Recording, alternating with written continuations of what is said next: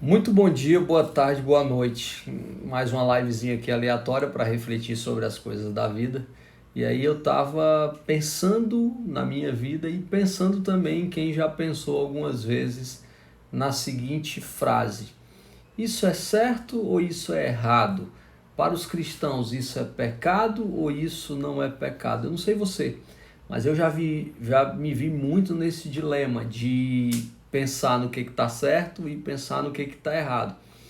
Pensar no que é pecado e pensar naquilo que não é pecado. Veja que eu estou falando de dois ambientes: o ambiente cristão e o ambiente não cristão. E aí eu estava fazendo aquela minha reflexão bíblica diária e me lembrei que a palavra pecado queria te levar a isso de uma maneira amadurecida, tá? Se você já se perguntou, isso é certo ou é errado?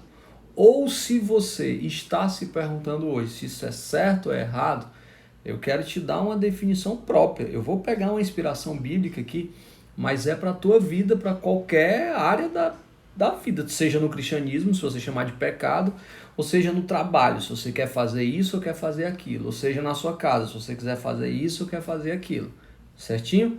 Então eu aprendi, né, trazendo comparativo que o pecado se equipara ao erro, que pecado é errar o alvo. Isso está bem óbvio. Óbvio, tem um alvo, se eu atirei, eu acertei, então eu não pequei, eu acertei. Agora, se eu atirei e eu não acertei, eu errei, ou seja, eu pequei. Desculpa ser didático e até redundante com relação a isso, mas enfim. Se você já teve essa dúvida, esse questionamento, é certo ou é errado? Ou se você já teve esse questionamento, isso é pecado ou não é pecado? Quero trazer uma coisa para a sua vida chamada consciência. Os cristãos vão chamar de Espírito Santo. Mas vamos lá, vamos sair do cristianismo, vamos trazer para a vida normal. Consciência. A tua consciência é que vai dizer se você acertou ou se você errou. Vou trazer a inspiração aqui. No livro de Gênesis, no capítulo 43, no versículo 12, 43, 12, Israel, Jacó, ele está dizendo assim: levem bastante dinheiro, paguem em dobro por causa do dinheiro que foi devolvido à bolsa de cada um. Deve ter sido um engano. Lá no versículo 17 e 18 do mesmo capítulo, tem um outro texto falando o inverso, o avesso disso. O mordomo fez o que José havia ordenado e levou-os para dentro. Mas eles ficaram preocupados quando viram que estavam sendo levados para a casa de José. Eu estou lendo tudo errado aqui, fora do... Vamos lá.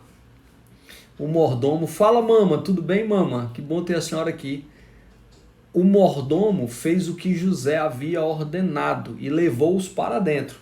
Mas eles ficaram preocupados, olha isso aí, questão de consciência, ó, quando viram que estavam sendo levados para a casa de José e pensaram: só pode ser por causa do dinheiro, porque ele pensa que fugimos com o dinheiro na primeira viagem e agora estamos nas mãos dele, ele vai nos transformar em escravos e ficar com nossos jumentos. Contextualizando, os irmãos de José, você sabe dessa história, eu acredito, venderam José para uns andarilhos que acabaram vendendo José para o Egito. José é escravizado no Egito, depois escravizado não, é contratado no Egito, ele vai trabalhar lá e depois ele vai preso e sai da cadeia e tal, e aí ele tem a primeira consultoria da vida, as vacas magras, as vacas gordas, ele guarda as coisas e passam 7 anos de abundância, passam os 7 anos de fome, e aí a família de José, os irmãos que o venderam, vêm da cidade deles para poder comprar mantimento com José. Acontece algumas coisas até chegar aqui, mas nessa hora, o pai de José, o pai dos irmãos de José, ele está com a consciência limpa de que eles devem levar o dinheiro em dobro, porque o fato de José ter devolvido o dinheiro deve ter sido um engano. Entenda a história. Os irmãos vão, José reconhece os irmãos, e aí ele não fala nada, mas quando os irmãos voltam para casa, aquele dinheiro que eles tinham, teoricamente, comprado, a mercadoria, os mantimentos, está de volta nas sacolas. Então, chega onde eu quero. O pai deles tem a consciência completamente limpa de que aquele dinheiro ele veio por engano. Agora, os caras não, os irmãos, como eles já têm um histórico negativo, poxa, eles venderam o irmão, como eles já acumulam na vida deles coisas erradas, mesmo não tendo errado, olha isso, gente, como a mente acusa, mesmo eles não tendo errado, eles acham que vão pagar as consequências do engano. Em resumo, o que eu quero dizer com isso? Quando você está em dúvida entre o certo e o errado, provavelmente o que você está querendo fazer está errado, porque a tua consciência está dando esse start de questionamento. Quando é certo, você não questiona. Por exemplo, você vai doar sangue. É errado doar sangue? Eu acho que não. Se a causa é nobre, você vai se questionar, eu vou doar sangue ou eu não vou doar sangue? Quando você vai, sei lá, se você é cristão, você vai orar por alguém, você vai pregar a palavra de Deus em algum lugar, você pergunta se isso é certo ou errado? Hein? Você não pergunta. Quando você pergunta, a tua consciência, ela está dizendo que possivelmente isso está errado e que essa dúvida ela não tem fundamento. Na verdade, você possivelmente está procurando uma aprovação. Então é uma questão de maturidade. Beleza? É uma questão de maturidade. Então deixa de ser infantil. O que é errado? Errado é aquilo que para você é errado. Viu como eu estou saindo do contexto bíblico? Não importa em que área da vida, se você vai fazer alguma coisa que surge a dúvida entre o certo e o errado, provavelmente o que você quer fazer está errado. Agora é preciso muita consciência para reconhecer isso. E o que é melhor, hein? O que é melhor para não continuar fazendo a atitude que você, eu vou repetir, provavelmente sabe que está errado. E aí, afinal de contas, isso é certo ou é errado? Afinal de contas, isso é pecado ou não é pecado? O que a tua mente disser, é isso que é.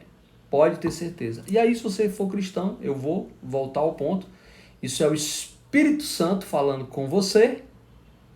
E se você não for cristão, talvez seja eu te dando uma dica para não continuar aquilo que você sabe que não vai dar certo. Beleza? Então, fazer um reforço aqui. Alex, Lígia, Isa Calone, você por aqui, meu grande amigo Maxiel, Ana Paula,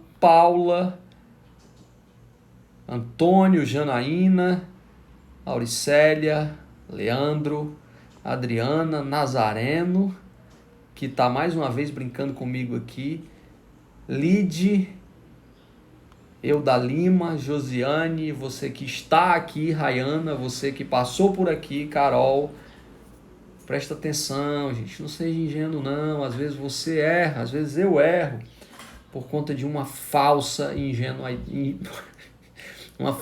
ingenuidade. Então o que está certo, não precisa ser questionado, e o que está errado, normalmente é questionado. O resto é uma questão de consciência.